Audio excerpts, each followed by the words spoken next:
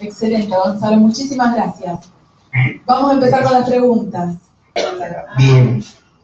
Tengo una pregunta sobre disponibilidad adoptiva. ¿Qué es disponibilidad adoptiva restringida? Una disponibilidad adoptiva que tiene, digamos, un rango de edad corto, por ejemplo, de recién nacido a 2 años, que tiene un proyecto de, por ejemplo, un solo niño, restringida no como una valoración negativa, sino teniendo en cuenta la posibilidad. Hay personas y parejas que tienen una disponibilidad más amplia en la edad de los chicos, más amplia en la cantidad de niños, más amplia en la situación de salud de los niños. Por eso la mencioné como restringida, pero no porque esté mal, sino porque tienen en cuenta rangos cortos. Bueno, escuché mucho cuando hablaste de vinculaciones semiabiertas con familia de origen. No sé si... No lo preguntaron, pero escuché el murmullo. Si querés comentar algo sobre eso. Sí, yo dije que es parte de lo que es la adopción hoy en la Argentina. La adopción en nuestro país, y esto también tenemos que incluirlo en el relato social, en el imaginario social y en el mito social. La adopción en nuestro país ha sido considerada como adopción cerrada, es decir, dentro de la adopción, los adoptantes van para allá y los familia de origen van para este lado, sin ningún tipo de contacto. Esa es una forma de adopción, es la adopción cerrada, y es la que se hizo durante años en la Argentina. Con las nuevas leyes que surgen a partir de la Convención de los Derechos del Niño, la Ley 26.061 y el nuevo Código Civil, se pone énfasis en que cuando haya vínculos saludables en la familia de origen, que no haya razones para poder cortarlo, entonces en el proceso de vinculación adoptiva, los adoptantes tienen que saber que esos vínculos se deben mantener. Lo que acá sucede es que hay un desafío en los operadores del sistema y en las instituciones que primero tienen que definir qué es un vínculo saludable para el niño y si esos adultos de la familia de origen se van a sujetar al hecho de que los niños se van a criar en otra familia. No es lo mismo que una familia cuidadora, en los cuales la familia de origen tiene prácticamente libre acceso. En una adopción con contacto con la familia de origen, el contacto es puntual, no es algo en donde la familia de origen va a la casa de los adoptantes a la casa de la familia de origen, no, son contactos puntuales porque son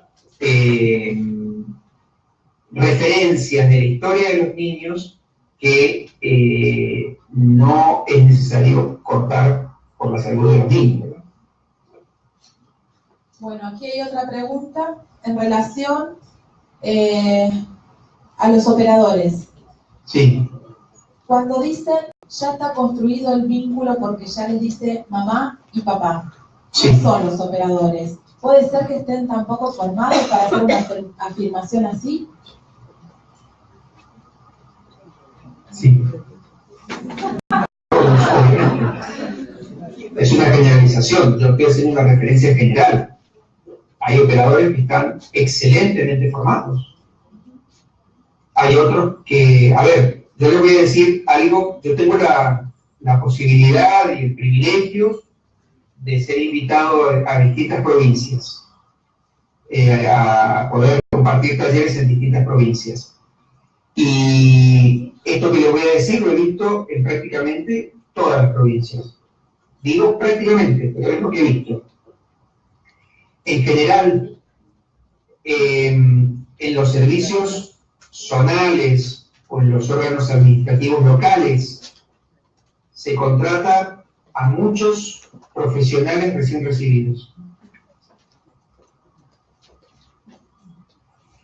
Y en una jornada que tuvimos de trabajo social el año pasado,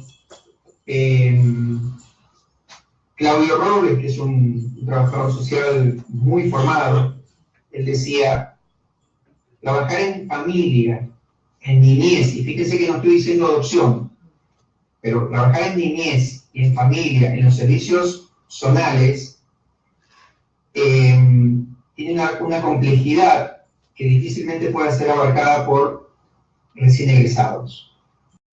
Es como si le estuviéramos pidiendo a un médico recién salido de la facultad que hiciera una operación neurológica. Entonces, hay muchos operadores que no tienen la formación para poder trabajar. Lo digo con tristeza. David. Sí, yo agrego algo más, y es que el trabajo es sumamente difícil, sumamente desgastante, y el reconocimiento económico en general no es suficiente como para que quizás un profesional que ya tiene cierta trayectoria trabaje ahí. O sea, no es que eligen a quien no tiene capacitación, sino que son los únicos que quizás le ponen el cuerpo. Lamentablemente es así. Es así. A ver, esto que le estoy diciendo ni siquiera es algo que conozco solo por dichos. Tengo una sobrina que se ha recibido hace 4 meses de psicóloga y acaba de ingresar a un servicio zonal como psicóloga. Bueno, ¿cómo hacen los operadores para saber que los aspirantes o postulantes van trabajando en sus proyectos adoptivos? Y si saben que no, ¿cómo hacen para ayudarlos? Bueno, este es uno de los desafíos de las instituciones y de los operadores. Y esta es una de mis, yo se los mencioné más temprano, se los vuelvo a ampliar un poquito, es uno de mis grandes cuestionamientos a la evaluación de aptitud al momento de inscripción.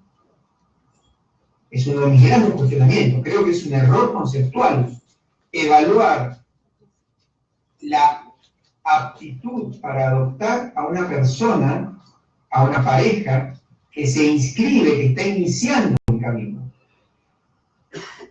He tenido discusiones, sobre todo con abogados, que hacen referencia a que si uno los inscribe y no los evalúa, les cercena el derecho a poder formar parte de, por ejemplo, de la DNRUA.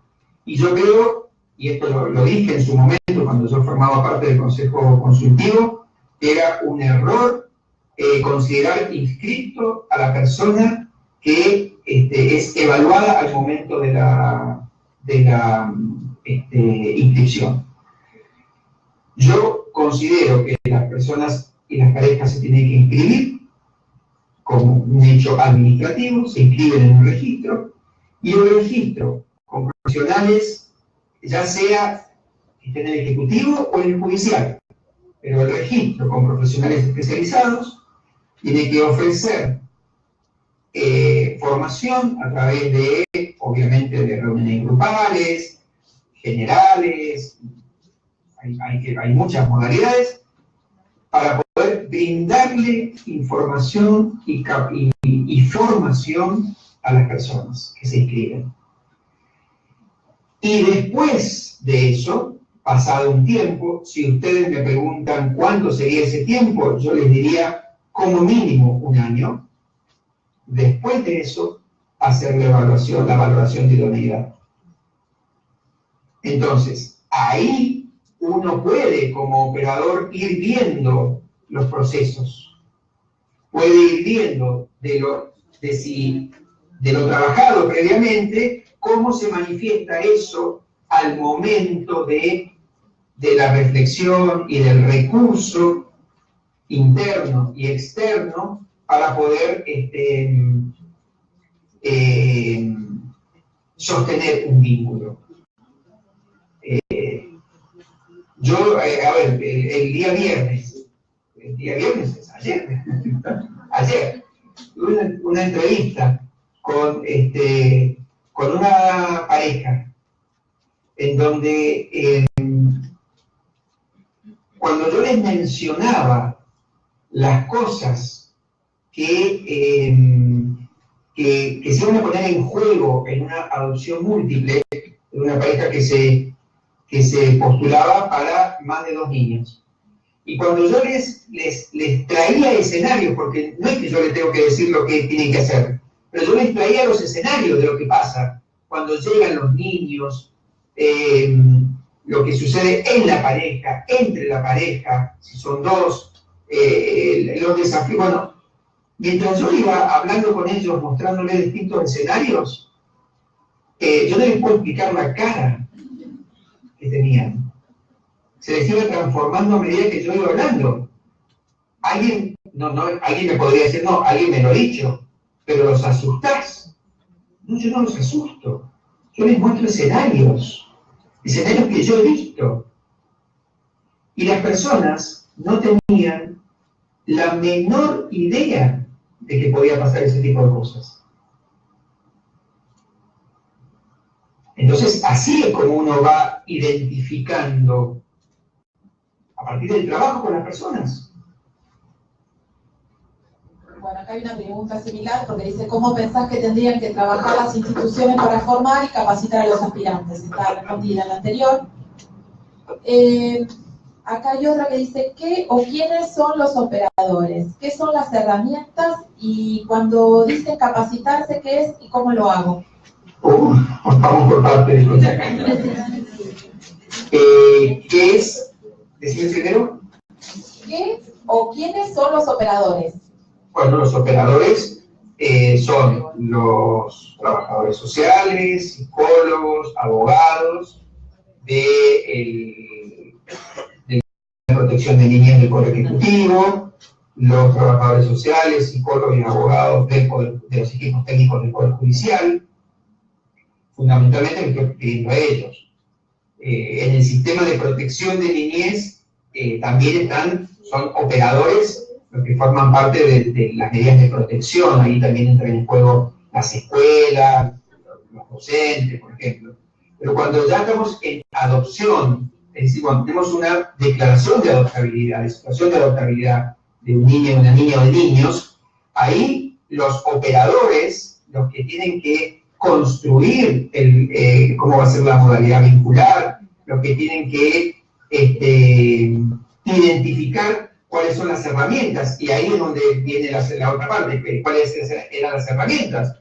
Las herramientas son las aptitudes que tienen los adultos para poder tener tolerancia a la frustración, paciencia, la aceptación de la historia de los niños, aceptación de la existencia de la familia de origen, no necesariamente de contacto, pero sí de aceptación de que tienen una familia, herramientas para poder acompañar en los momentos de crisis, para poder tolerar los dolores y los enojos de los niños, y así podría mencionar muchísimas más. Esas son las herramientas. Porque al principio todo va a ir bien, pero después cuando empiezan los problemas, los adultos tienen que sostener a estos niños. Entonces, esas son las herramientas que los operadores tienen que identificar si los adultos la tienen. ¿Me faltó algo más? Sí. ¿Qué sería capacitarse y cómo se capacita? La capacitación es conocer, es brindarle esta información a las personas, porque las personas, a ver, cuando Cuando... Gonzalo, disculpame. Sí. Pero dice, está puesto como del lado del aspirante, porque dice, cuando dicen capacitarse, ¿qué es y cómo lo hago? Quizás está visto desde la perspectiva de la persona que quiere adoptar. Bien. Entonces, de las personas que quieren adoptar, empezar por la actitud de no creer que estoy esperando que me den un hijo. A la base, primero. Sino que yo tengo que conocer qué es ser familia adoptiva, qué cosas se ponen en juego, qué desafíos se me van a presentar, qué le pasan a los niños y qué me va a pasar a mí. Esa información que es formativa, en principio debería darlo los profesionales especializados de los equipos técnicos. Pero si no lo dan, porque los equipos no están preparados, o no da el tiempo, porque está colapsado, o por lo que conocemos, entonces ahí es donde aparecen lugares como Ser Familia por Adopción. Grupos, participación de grupos de autogestión.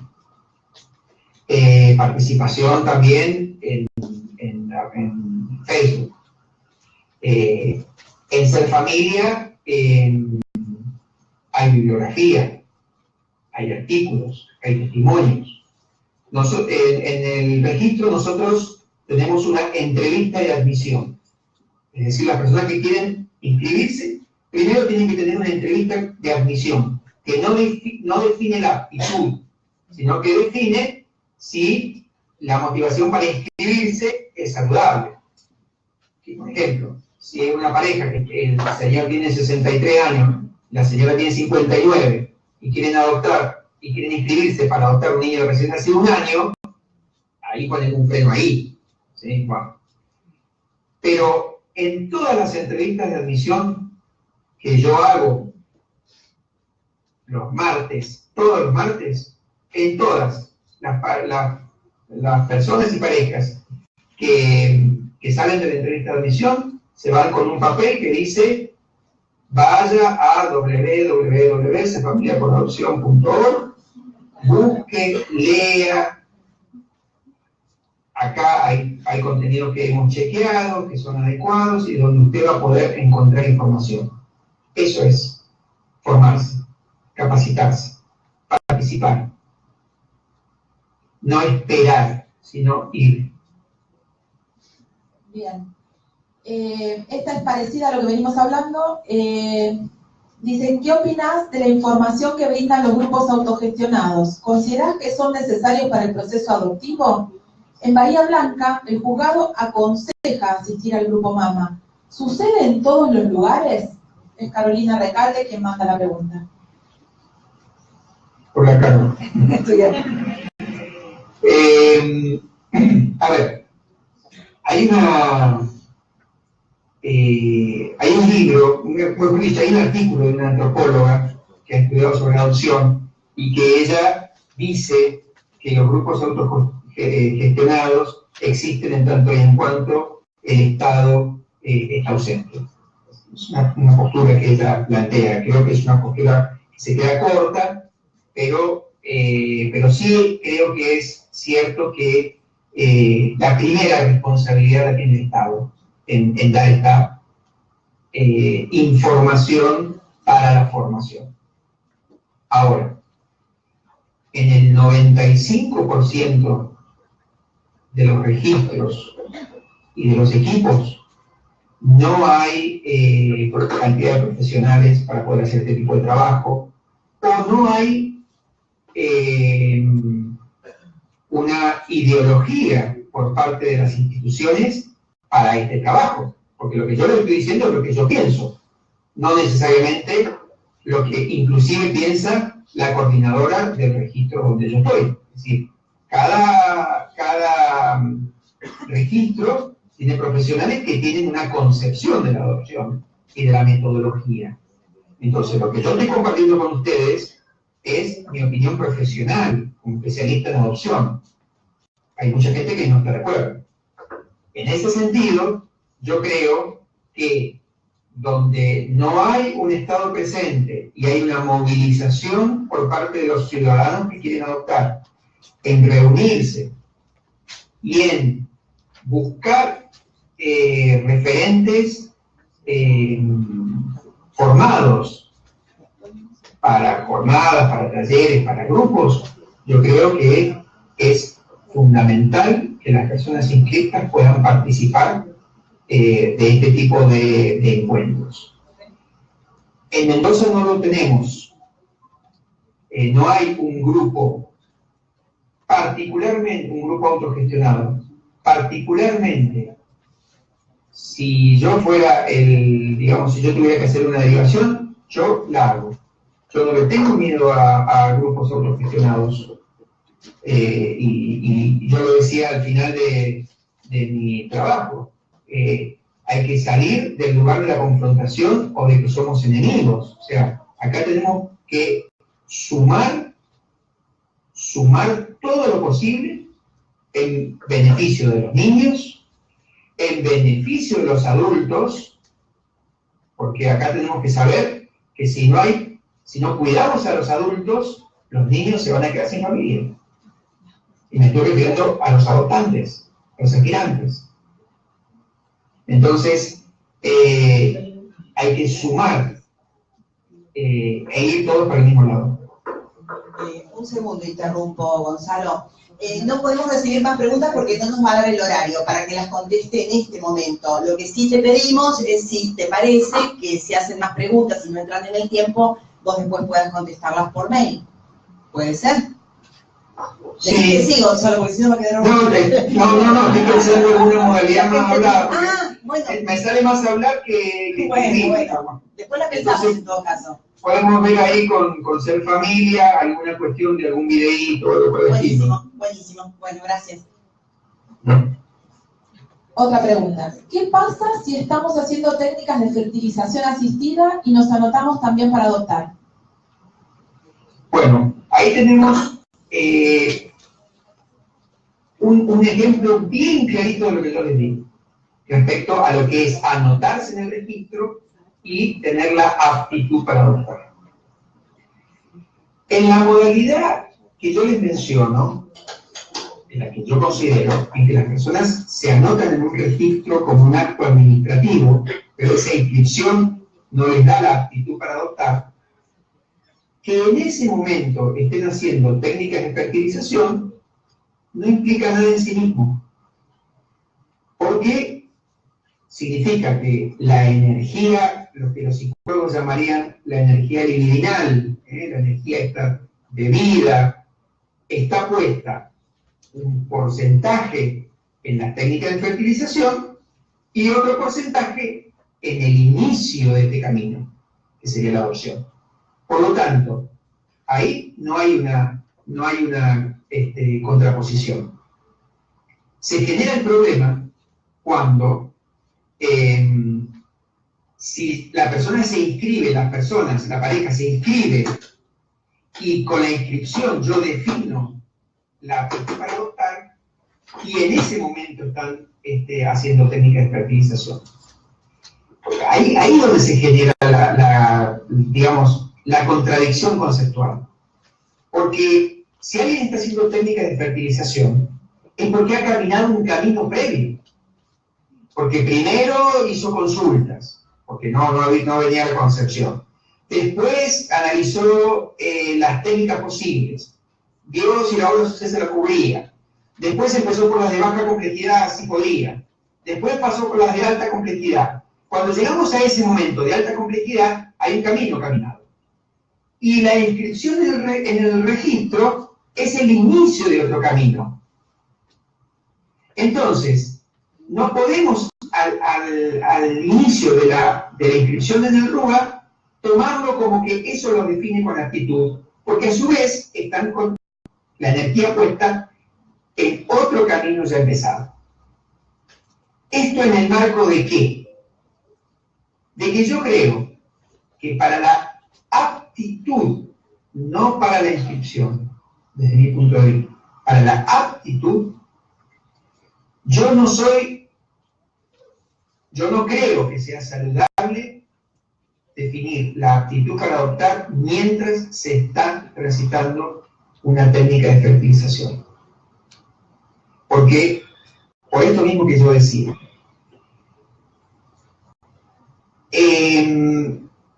poder aceptar a un hijo de origen distinto, que va a ser distinto, que va a tener una historia distinta, que va a plantearnos desafíos sobre incertidumbres y temas que no conocemos, porque son parte de la historia de él o de ella, requiere de todo un trabajo interno en los adoptantes, que como bien plantean los psicólogos, implica haber transitado el duelo por no poder concebir.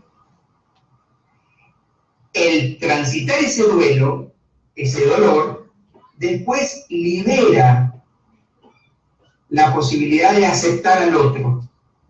Pero mientras yo estoy haciendo una técnica de fertilización, todavía están en juego, y no está mal, es legítimo, pero todavía están en juego las fantasías y los anhelos y los deseos de que el hijo me salga de adentro.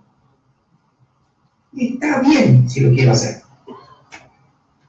Pero cuando yo pienso en adoptar, tengo que tener muy claro, ¿sí? Porque inclusive es hasta una forma de considerar un tipo de adopción. Se llama adopción preferencial. Es la adopción de aquellos que pueden concebir, pero aún así deciden adoptar. Bueno, es una modalidad. Pero en general, cuando se está en técnicas de fertilización, se ponen en juego tantas cosas. Se ponen en juego expectativas, se pone en juego el cuerpo, sobre todo el cuerpo de la mujer, con todo el impacto hormonal. Se pone en juego la expectativa, se pone en juego la expectativa de la familia, si lo sabe. Se pone en juego si llega la menstruación. Es decir, se ponen tantas cosas en juego que son propias de este proyecto. Entonces, concluir este proyecto en o una concepción o un cierre de este proyecto. Si es una concepción y quieres adoptar, es una forma de adopción. Y si no, cerraste el proyecto y poné toda tu energía, toda tu disposición, todas tus potencialidades en este otro, que es el incorporar desde afuera un ajeno, extraño, que se tiene que transformar en tuyo. Bueno, similar en algunos puntos, Alejandra de Mama de Bahía Blanca dice: un gusto volver a verte y escucharte, siempre aprendemos con vos. ¿Podrías ampliar sobre familias que tienen hijos biológicos y desean adoptar? Porque está en el imaginario social, es lo mismo hijo biológico que adoptivo, hacen las mismas cosas. Sí, ese es el fondo de lo que yo quería traer, ¿no? De que como lo que se considera es que es lo mismo, ustedes van a escuchar inclusive a muchos, bueno, voy a utilizar la misma palabra, operadores, para no decir ni abogado, ni psicólogo, que dicen, pero si al final en un embarazo, y si te viene con una discapacidad, vos lo aceptás. ¿Por qué no vas a aceptar un chico adoptado discapacitado? Si a vos te toca que sea así, vos lo aceptás. Esas referencias, esos relatos a los que yo hacía referencia, esos mitos sociales, tienen como base la idea de que es lo mismo ser padre biológico que ser padre adoptivo.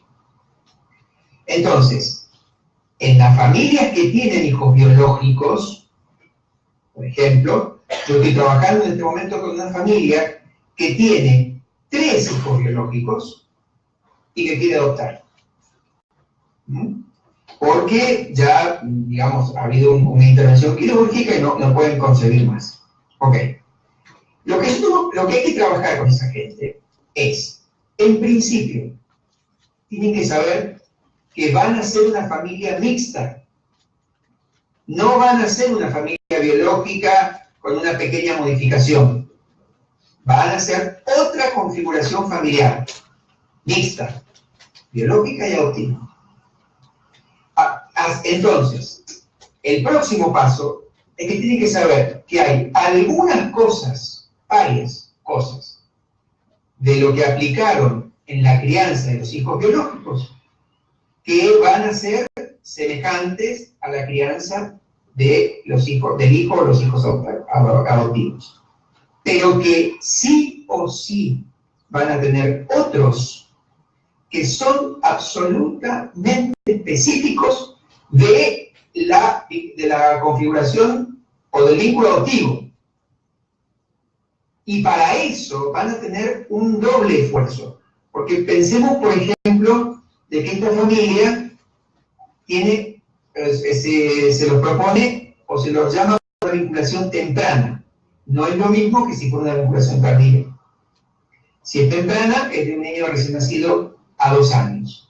En ese caso, el desafío que va a tener esa familia, que tiene que poder hacer, es explicarle a este hijo adoptivo, cuando vaya creciendo, que él no creció en la panza de la mamá adoptiva y que los otros sí. En el caso de una adopción tardía, ya no va a tener que explicar esto, porque el niño lo va a identificar claramente, si tiene más de 4, 5 o 6 años. Lo va a identificar. Pero lo que van a tener como desafío es que este niño va a venir con otros valores, con otras nociones del día a día, de lo bueno, de lo malo, que va a romper con la cotidianidad de lo que ellos han tenido con los otros 3 hijos. Que se aplican lo mismo, van a tener problemas. Entonces, lo que yo he escuchado en este tipo de familias es: nosotros le vamos a dar el mismo amor. Y acá caemos en ese otro mito que yo les mencionaba, de creer de que esto es una cuestión de amor. Sí, el amor es algo que va a venir después.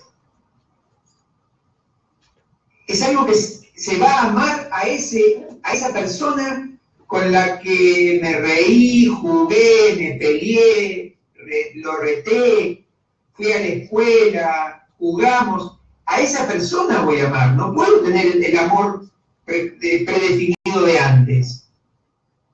Entonces, lo que yo viví con estos 3 hijos me va a servir un poco. Me va a hacer más canchero en algunas cosas. Pero yo tengo que ver si puedo suplir las particularidades adoptivas que se van a poner en ese hijo.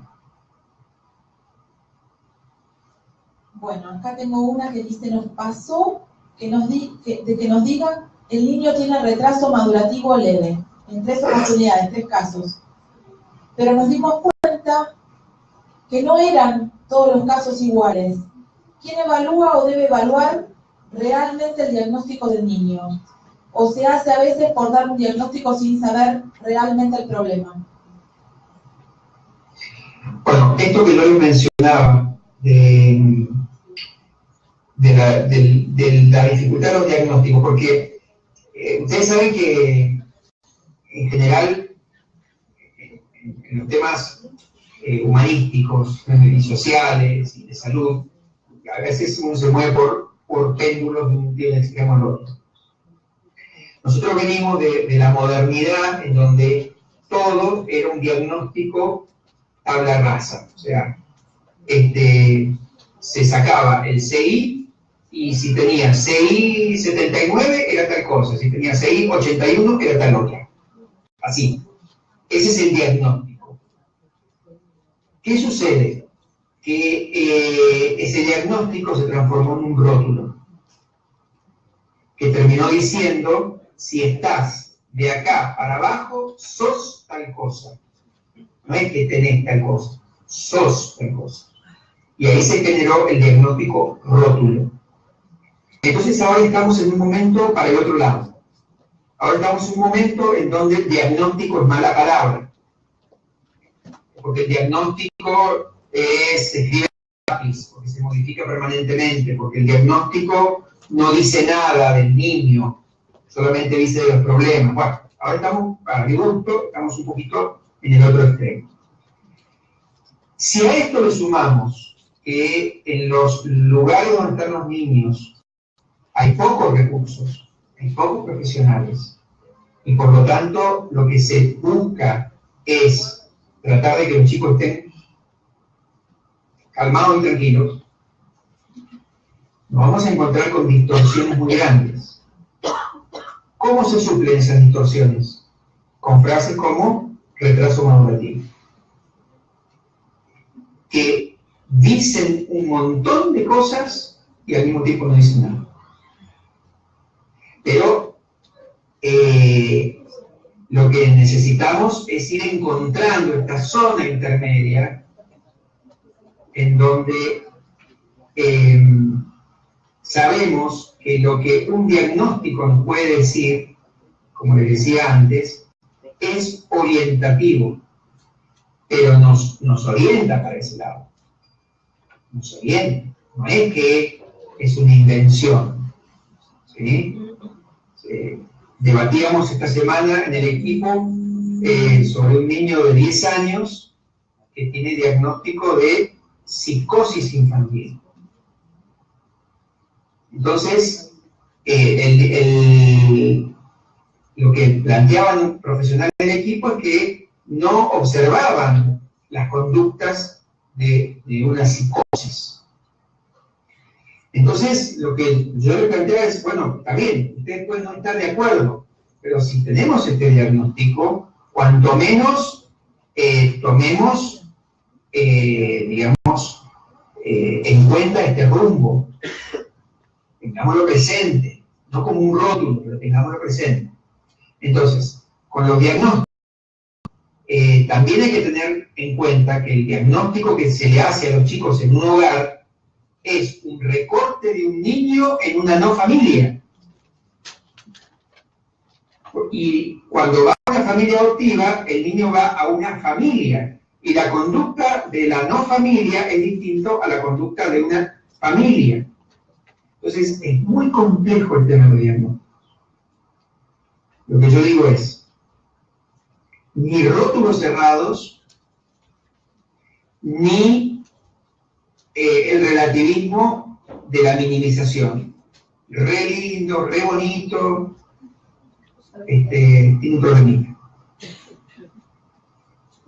Bueno, Gonzalo, por una dificultad de tiempos, vamos a leer una última pregunta y las demás vamos a encontrarle la modalidad que habíamos pensado, esto de responderlas verbalmente a través de un video.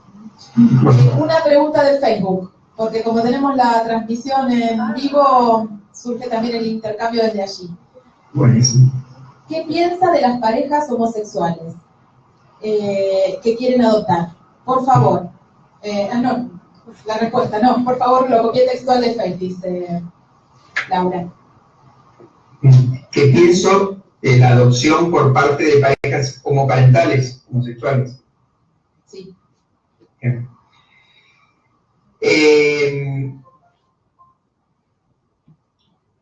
este tema vuelven a ponerse en juego, digamos, los cambios sociales, vuelven a ponerse en juego los cambios vinculares y vuelven a ponerse en juego el choque con los relatos y los mitos sociales. En la concepción de la homogeneidad se utilizaba la idea de norma. La norma es una medida. La norma marcaba que el que estaba dentro de esa norma era normal, y el que estaba fuera de esa norma era anormal. Esa idea binaria de todo, nada, blanco, negro, normal, anormal, ya ha sido desechada en los ámbitos en que trabajamos con personas de hoy. Quiero decir con esto que hay mucha gente que todavía lo piensa así, y están en su derecho. Pero quienes trabajamos en el día a día con la diversidad familiar que nos muestra esta época, no lo que pasaba hace 30 años atrás. Lo que está pasando hoy es que los vínculos familiares se relacionan a la diversidad. Y en el marco de la diversidad, cuando se plantea la posibilidad de personas que se vinculen con niños para ofrecerles afecto, contención, cuidado, alimento, educación, recreación, cuando nos encontramos con esa necesidad de los niños, nos encontramos que las diversas configuraciones familiares, las diversas, familia tradicional, familia monoparental, familia ensamblada, familia homoparental, familia no conviviente, también, para que charlemos en otro momento. Todas estas configuraciones familiares le pueden brindar a los niños esto. Lo único que hay que hacer es trabajar con esta diversidad para ver si no hay trastornos de personalidad, no hay situaciones de riesgo y hay herramientas para poder brindarle a los chicos un crecimiento saludable. Desde ese lugar es que se trabaja con la familia homoparental, igual que cuando trabajamos con la familia ensamblada. Igual que cuando trabajamos con una familia heterosexual. Entonces, desde ese lugar, la familia homoparental es una familia que en el marco de la diversidad, si cuenta con las herramientas internas y externas para poder sostener un vínculo adoptivo, es una familia que puede brindarle a los chicos justamente esto, una familia. Y en las experiencias que estamos teniendo hasta ahora, en general, los chicos tienen muchísimo menos prejuicios. ¿Se acuerdan cómo se formaron los prejuicios? Mitos más miedos, ¿verdad? Bien, los chicos, al no tener incorporado los relatos de los mitos sociales, y al no tener los miedos que vienen de esos mitos, tienen muchísimo menos prejuicios. Y no tienen grandes dificultades. Y cuando son chicos de más de, en general, 5 o 6 años, cuando yo hablo con ellos para decirles que nosotros estamos trabajando para buscarle una familia, inmediatamente lo que le digo es que la familia puede ser de una mamá y un papá, la familia puede ser de una mamá sola, de un papá solo, puede ser de 2 mamás, puede ser de 2 papás, puede ser de un papá que no tenga otros hijos, o de mamá que tenga otros hijos. Esto se los digo así a los chicos.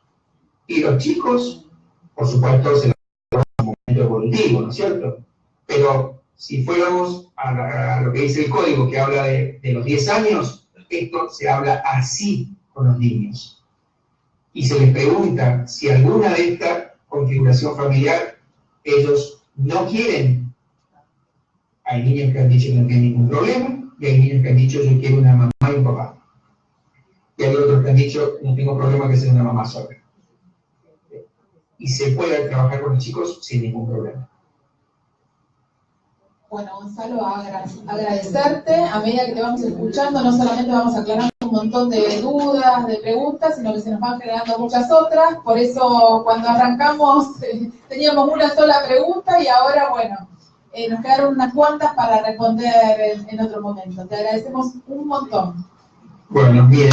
En realidad, el momento que vos necesitabas.